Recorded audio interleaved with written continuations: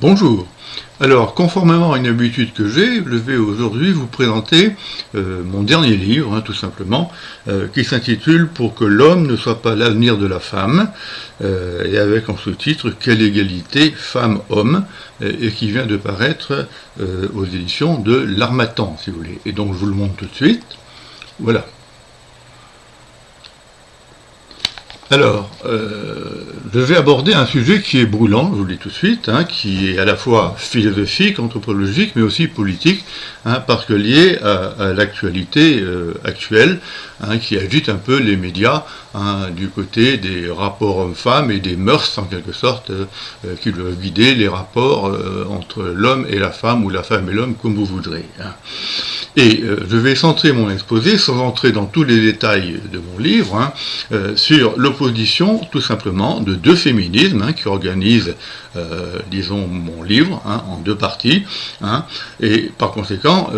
j'intégrerai ça, bien entendu, à la question du féminisme en général. Alors, le féminisme en général, bien entendu, je suis pour le féminisme en général. Il a une histoire longue, parce qu'il a été un petit peu esquissé au XVIIIe siècle, mais il a surtout fait irruption, disons, à la fin du XIXe siècle et au XXe siècle, grâce, si vous voulez, à ce qu'on appellera un féminisme, disons, d'origine marxiste, pour aller vite, si vous voulez, avant la mise en place de l'URSS. Alors, donc, je vais quand même me centrer, laisser de côté ce qui s'est passé auparavant, et me centrer donc sur les deux féminismes qui se mettent en place, le premier donc au début du XXe siècle, et le second à la fin de ce même XXe siècle, parce que ce sont deux féminismes, disons, tout à fait différents. Alors, pour les résumer, je dirais que le premier féminisme, c'est un féminisme de l'égalité dans la différence, donc qui reconnaît qu'il y a une différence entre l'homme et la femme, et le second féminisme, le plus récent, c'est un féminisme qui affirme, qui revendique, bien entendu, l'égalité, mais dans l'indifférenciation des deux sexes, donc de l'homme et de la femme. Alors, je vous dis tout de suite que je prends parti pour le premier, et que je ferai la critique du second. Mais je vais d'abord parler, bien entendu, du premier. Alors, celui-ci, il apparaît, disons, à la fin du XIXe siècle et au début surtout du XXe siècle, disons, dans une trajectoire intellectuelle qui est empruntée à Karl Marx, parce qu'il faut savoir que Marx était un féministe, et que dans le manifeste du Parti communiste, par exemple, il a dénoncé le statut que le mariage bourgeois faisait à la femme, transformant le mariage bourgeois officiel et imposé en une espèce de prostitution légalisée. Et alors, des femmes ont lu Marx au début du XXe siècle, qui se réclamaient du marxisme, des femmes comme Alexandra Kolonstein, comme Clara Zetkin, et elles se sont battues, bien entendu, pour une égalité politique globale de l'homme et de la femme, aussi bien, alors globale au sens large, mais aussi au sens étroit, c'est-à-dire politique avec le droit de vote pour les femmes, mais aussi au niveau économique et social, parce que le statut des femmes dans le champ du travail n'était pas très reluisant, si vous voulez. Et je précise aussi tout de suite qu'elles se sont distinguées quand même, ces femmes-là, de ce qui s'est passé en Angleterre avec le mouvement des suffragettes, parce que ce mouvement qui réclamait l'égalité politique des hommes et des femmes, dont le droit de vote pour les femmes, bien entendu, c'était tout de même un mouvement qui réclamait une égalité pour chaque catégorie de femmes, quelle que soit la strate politique à laquelle elle appartenait. Donc ça ne remettait pas en cause les inégalités sociales, mais il fallait que dans le cadre de ces inégalités, tous les membres des différentes catégories sociales inférieures ou supérieures les unes par rapport aux autres possèdent le droit de vote. Or, précisément, des femmes comme Alexandra Kolonstein ou Clara Zetkin se sont battues pour un mouvement féministe enraciné dans le marxisme et qui tenait compte, bien entendu, des rapports sociaux, des rapports de classe et de l'exploitation dont les hommes et les femmes sont bien entendu victimes dans le système capitaliste. Et à tel point, elles se sont tellement, si vous voulez, battues pour cela, qu'elles ont réclamé des choses absolument étonnantes, pour un futur régime communiste qu'elles espéraient voir apparaître en particulier en URSS, dans la Russie de l'époque, avant que n'apparaisse l'URSS, et donc elles réclamaient en particulier une égalité politique des femmes dans les organes de direction, mais aussi une égalité de l'homme et de la femme dans le domaine des salaires, dans le domaine des conditions de travail, et également, ça peut paraître étonnant et proche alors d'un féminisme contemporain, une modification des rapports hommes-femmes,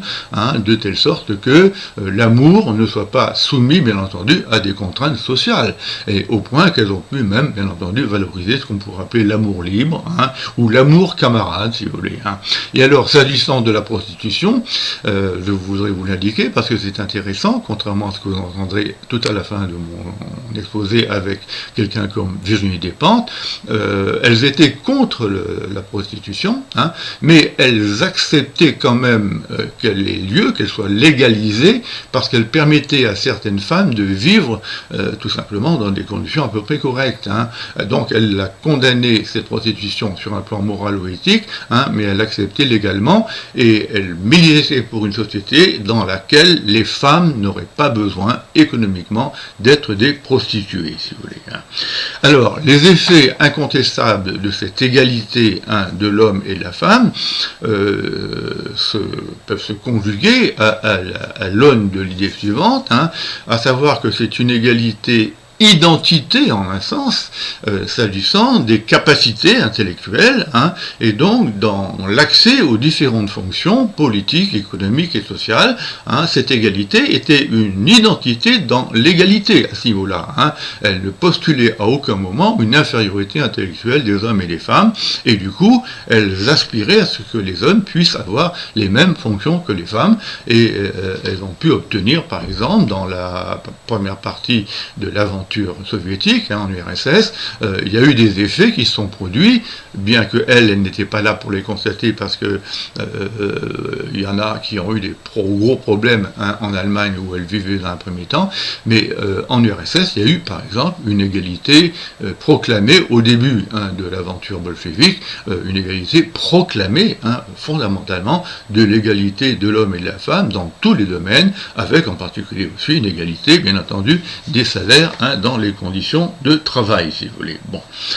Les effets de cette revendication égalitaire politique au sens large, mais aussi politique au sens étroit avec son aspect juridique pour le droit de vote, l'aspect social et l'aspect économique, ces effets en France se sont fait sentir à travers, bien entendu,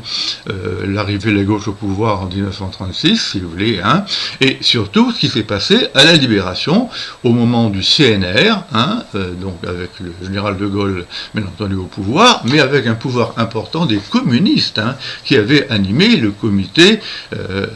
du CNR, si vous voulez. Et c'est là qu'a été obtenu, figurez-vous, alors qu'il était obtenu dans d'autres pays que la France, en Europe et y compris d'ailleurs aux États-Unis, c'est là qu'a été obtenu le droit de vote pour les femmes à la Libération, soutenu bien entendu par les communistes fondamentalement.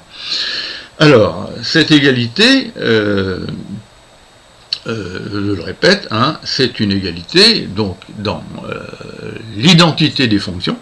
mais ce n'est pas une égalité qui revendiquerait une identité, disons, anthropologique entre l'homme et la femme, figurez-vous. Et là, je vais me référer à quelqu'un qui est célèbre pour avoir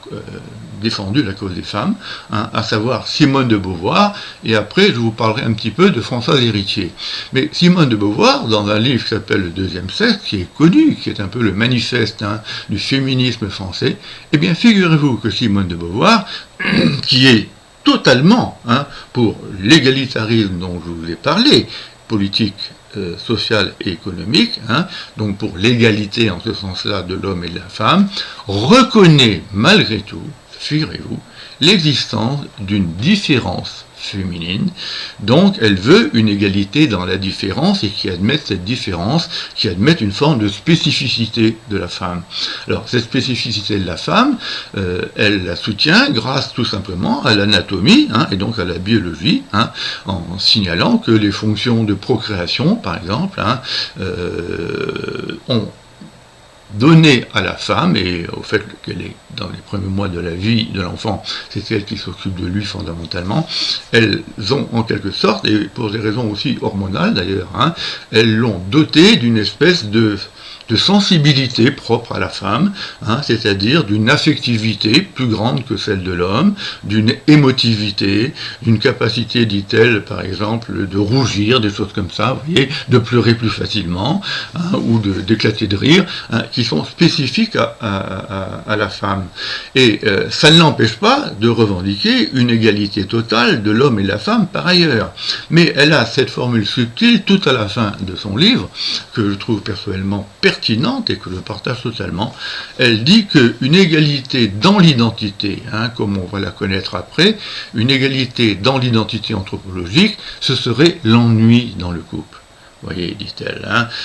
le plaisir du couple, c'est le fait qu'un homme et une femme ne se ressemblent pas totalement et peuvent prendre du plaisir à la différence, bien entendu, qui les sépare. Eh bien, cette thèse, vous la voyez également défendue par Françoise Héritier, dans un livre récent, que j'ai lu et que j'ai découvert, et dans lequel, en particulier, vous voyez, suite aux bouleversements qui interviennent actuellement dans le domaine des mœurs à cause du nouveau féminisme, elle prend parti contre le nouveau féminisme, et en particulier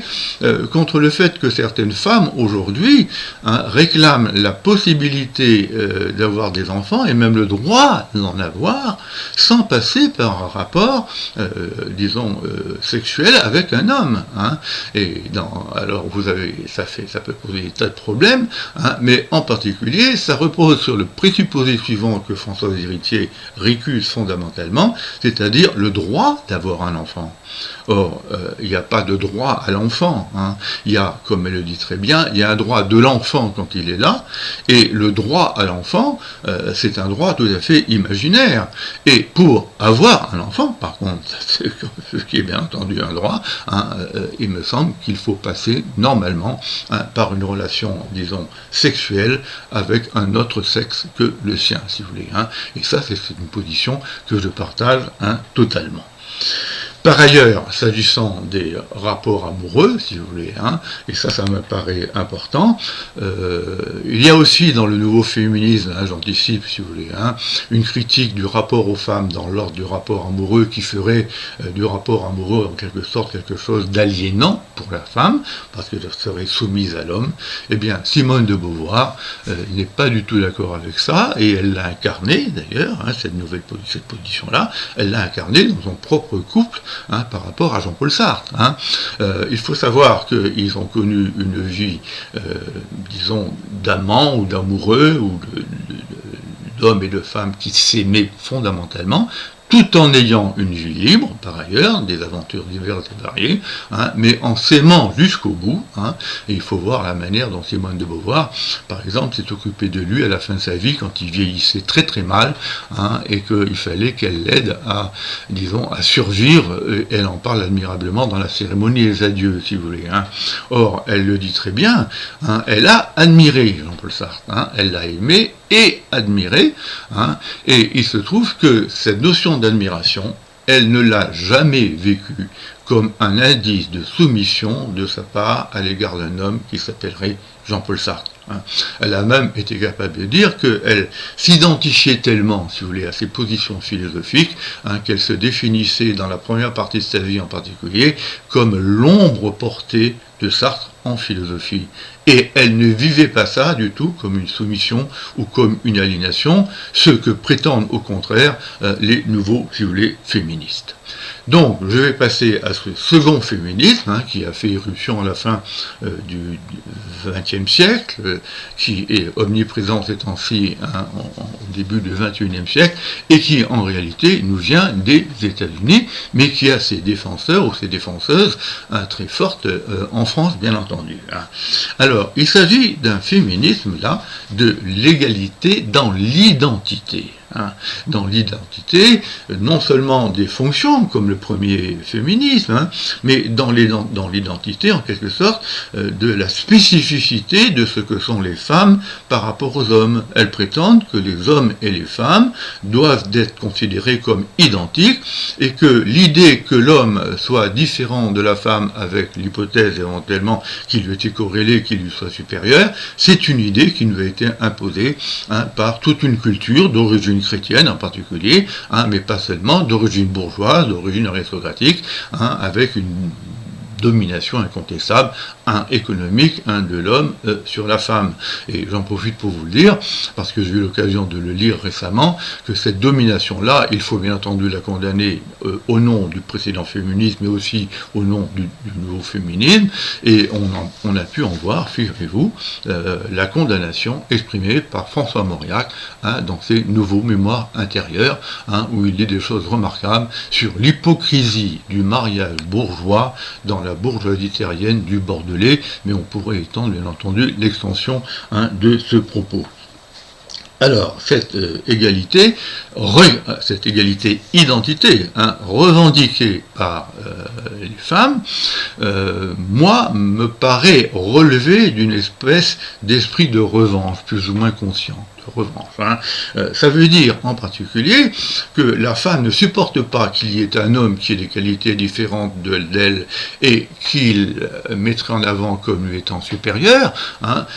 C'est au contraire la volonté d'être masculin. C'est donc un féminisme de la masculinisation de la femme, avec tout ce que cela peut comporter de négatif, et que je vais vous décrire en m'appuyant sur quelqu'un que j'ai lu dans le détail, moins dans sa littérature que j'aime pas, je vous le dis tout de suite, c'est un peu une littérature de caniveau, excusez-moi, hein, il s'agit de Virginie Despentes, mais elle a exprimé sa position théorique dans un livre que j'ai lu avec attention, une forme de passion, mais une passion négative, assez critique, hein, et qui s'appelle King Kong Theory, livre qu'elle a publié avant d'être connue ensuite pour ses autres livres qui ont eu un immense succès au point de se vendre à 1 million d'exemplaires, si vous voulez. Hein. Or, ce qui est très net chez Virginie Despentes, alors du fait, il est vrai, d'une histoire personnelle compliquée, hein, parce qu'elle a été soumise à un viol, hein, par 2 hommes, mais du coup, elle a voulu sinon se guérir, en tout cas prendre sa revanche sur les hommes, en devenant une prostituée occasionnelle et en réclamant le droit pour la femme d'être une prostituée occasionnelle, si vous voulez. Et alors, ce qui est surtout assez étonnant, vous voyez, c'est d'abord qu'elle dit une chose contre laquelle je proteste totalement, à savoir que la prostitution est un métier comme un autre. Eh bien, je dis non. Que quand on est une femme, on ne peut pas affirmer que la prostitution est un métier comme un autre. C'est un métier dégradant, c'est un métier indigne. Ça ne veut pas dire qu'il faut le supprimer, mais ça veut dire qu'il faut qu'on ait conscience que ça ne relève pas de valeurs éthiques fondamentales et que quelque part ça relève d'une espèce d'indignité, si vous voulez. Hein, voilà. Hein. Et en plus, elle a l'audace d'ajouter, non seulement que ce n'est pas un métier dégradant, mais que de toute façon, tout métier est dégradant. Bon, je m'excuse, ça jette d'emblée une ombre fondamentale sur ce qu'elle va dire sur les rapports aux femmes dans ce cadre-là. Alors, sur la base de l'expérience sexuelle qu'elle a eue, elle a voulu, donc je crois vous l'avoir déjà dit, prendre sa revanche sur l'homme. Elle est devenue une prostituée occasionnelle, métier non dégradant selon elle, et surtout, elle est capable, donc dans King Kong Theory, de décrire le plaisir qu'elle a éprouvé dans ses rapports de prostituée à ses clients, dans des termes, moi, qui me choquent. Et elle est capable de dire qu'elle a été capable de faire subir aux hommes une soumission du même type que la soumission dont elle avait été victime auparavant. Bon, alors, ça veut dire qu'elle a éprouvé donc le plaisir de soumettre un homme à ses désirs, et tout autant d'éprouver un sentiment de puissance immense dans la jouissance sexuelle qu'elle éprouvait au contact de ses clients, si vous voulez. Donc, on la voit en quelque sorte, si vous voulez, manifester dans l'ordre du rapport amoureux, disons, payée, hein, celle de prostituée, on la voit manifester une forme de violence, hein, qui, me semble-t-il, est au cœur de son caractère, qui en fait en quelque sorte un homme manqué, hein, c'est-à-dire quelqu'un qui a les défauts de l'homme, ces défauts que je regrette, hein, et elle est capable de dire, d'ailleurs à la fin de son livre qui compte théorie, que finalement, si vous voulez, elle avait un caractère masculin, elle a toujours eu, et que finalement elle le revendique, et que ça explique peut-être aussi, hein, ça dérive dans le domaine, hein, que je viens, hein, d'évoquer, si vous voulez. Hein. Et donc plus largement, hein, on dira que sa position, hein, relève d'une culture, hein, qui nous vient des États-Unis, la cancel culture, hein, dont le sens d'ailleurs a été inversé par rapport à ce qu'il était au départ, et qui consiste du même coup, alors très bizarrement, hein, à revendiquer le droit pour les femmes d'être différentes de ce qu'on disait qu'elles étaient. C'est-à-dire d'assumer cette fois-ci, paradoxalement, une identité complète, si vous voulez, hein, avec les hommes, si vous voulez, hein, et avec tous leurs défauts. Alors, quels sont ces défauts? Je vous le dis tel quel, c'est un homme qui parle, hein, mais les défauts que les hommes ont eus dans toute l'histoire humaine, y compris dans leur rapport aux femmes, mais plus largement entre eux, hein, sont des défauts qui sont liés précisément à la volonté de puissance, hein, cette volonté de puissance qu'elle exerçait elle-même dans ses rapports amoureux, cette volonté de puissance que Nietzsche a mis en avant et qui est absolument détestable, hein, donc le goût de la puissance, le goût du pouvoir, l'orgueil, hein, bon, la volonté de dominer dans la sphère politique, hein, il y a toute une série comme ça de défauts, et dans la sphère aussi sociale, hein, pensez aux rapports de travail actuellement et aux harcèlements dont les femmes sont malheureusement victimes, non pas de la part de femmes, mais de la part d'hommes, hein. On a l'impression que Virginie Despentes réclame avec violence, hein, le droit à la violence masculine. Je ne peux pas accepter ce féminisme-là, qui est un féminisme complètement, si vous voulez, hein, rétrograde. Et j'ajoute, parce que vous ne devez peut-être pas le savoir, c'est peu dit, parce qu'elle a eu beaucoup de succès ensuite avec son œuvre littéraire, qui l'a fait entrer à l'Académie Goncourt, hein, mais je vous rappelle quand même, hein, qu'au moment du dramatique épisode de Charlie, figurez-vous, on s'en souvient pas, mais moi je m'en souviens, elle a écrit une tribune dans Libération où elle a avoué d'une manière absolument scandaleuse à mes yeux, scandaleuse, alors là pas simplement sur le plan éthique, hein, mais sur le plan proprement moral, son amour pour les tueurs de Charlie. Elle a avoué son amour pour les tueurs de Charlie, avouant qu'elle préférait voir un homme, plutôt que de voir un homme par terre, hein, et, si vous voulez, en quelque sorte, prostré, dominer tout ce que vous voudrez, elle préférait le voir se lever, prendre un fusil et tirer dans la tête, hein, de quelqu'un qui réclame le droit de l'homme, de l'égalité des droits de l'homme et de la femme, à savoir un membre de Charlie. C'est un propos littéralement lamentable, hein, qui aurait pu être condamné par la loi, hein, parce que c'est un appel au meurtre tout simplement, si vous voulez. Hein. Donc, voilà, hein, j'en ai presque terminé. Et je vais conclure, hein, donc en vous disant que ce qui caractérise aussi, si vous voulez, hein, ce nouveau féminisme par rapport à l'ancien, c'est que il oublie les rapports de classe, les inégalités de classe, ce que ne faisait pas le premier féminisme ouvrier, hein, avec Clara Zetkin, avec Alexandra Kollontai, hein, qui, bien entendu, hein, voulait faire en sorte que les hommes et les femmes soient égaux, mais que les hommes entre eux aussi soient égaux, et les femmes entre elles aussi soient égales, si vous voulez. Hein. Donc on ne faisait pas abstraction de la dimension économique, hein, de l'oppression de la femme, hein, dans un système économique, et de l'oppression de l'homme dans un système économique qui s'appelle, hein, le capitalisme. Donc, voyez-vous, plus largement, la revendication féministe, si vous voulez, hein, doit être une revendication, mais une revendication qui épouse à ce moment-là les qualités de la femme, et non pas les défauts de l'homme. C'est pour cela que j'ai écrit mon livre avec ce titre, hein, pour que la femme ne soit pas pour que l'homme, excusez-moi, ne soit pas l'avenir de la femme. Alors, je fais allusion ici à un vers que vous devez connaître, hein, qui est de Louis Aragon, qui était un grand amoureux et un grand progressiste, et même un communiste, hein, vous devez le savoir, qui a connu une vie formidable, bien que compliquée, avec Elsa Triolet, mais fondée sur l'amour et la réciprocité. Hein, c'était un couple qui tous les deux étaient écrivains. Je pense aussi,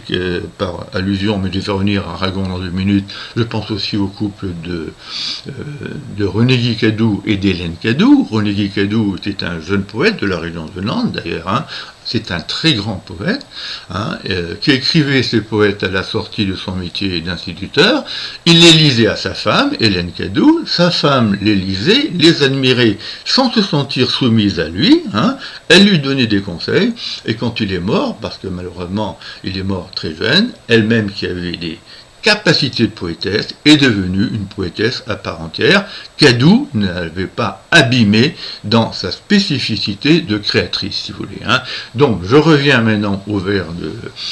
d'Aragon, hein, dont la littéralité est la suivante, hein, la femme est l'avenir de l'homme. Bon. En fait, il faut bien comprendre, hein, une phrase pareille, hein, ce n'est pas bien entendu un pronostic, hein, c'est pas ça, c'est pas comme ça que les choses se sont passées, bien qu'elles pourraient se passer comme ça. Hein. C'est essentiellement, si vous voulez, un souhait, hein, c'est une aspiration, c'est une exigence. Hein. Aragon critique les défauts de l'homme dont vous avez parlé, qui ont été un peu, disons, je dirais, au cœur du bruit et la fureur, hein, qui ont agité notre histoire depuis des siècles et des siècles. Hein. Donc, il ne veut pas, hein, que l'homme maintienne ses défauts, mais qu'au contraire, il acquiert les qualités qui ont fait de la femme un être pacifique, un être délicat, un être ouvert aux autres, hein, et un être qui a horreur de la guerre. Ce ne sont pas les femmes qui ont fait la guerre, hein, ce sont les hommes qui ont fait la guerre. Hein. Et donc, en ce sens-là, il s'agirait de faire en sorte, si vous voulez, que les défauts de l'homme soient éliminés, hein, par les hommes eux-mêmes, bien entendu, et par une bataille culturelle et éthique, voire morale en ce sens, et il s'agirait donc que les qualités de la femme deviennent les qualités, en quelque sorte, de l'humanité tout entière. Alors, j'en ai terminé de mon exposé. Alors, bien entendu, dans mon livre, il y a d'autres points que j'aborde, hein, et en particulier sur le fait que le statut de la femme par rapport à l'homme, donc son infériorité par rapport à lui, a été, dans l'histoire humaine, un petit peu plus compliqué, hein, parce qu'il y a eu aussi des rapports internes de couple, où ce n'était pas l'homme qui dominait la femme, mais parfois la femme qui dominait l'homme. Hein. Et il se trouve que moi-même, j'ai connu cela dans ma famille, dans la deuxième partie de ma vie familiale, où c'est ma mère qui dominait mon père. Hein. Il ne faut pas non plus, disons, se raconter des illusions. Mais ce ne sont que des exceptions. Hein. Et pour l'essentiel, c'est quand même, si vous voulez, l'homme qui a dominé la femme, avec ses propres défauts, et c'est cela dont il faut se débarrasser. C'est ça l'essentiel, hein, de mon propos. Merci.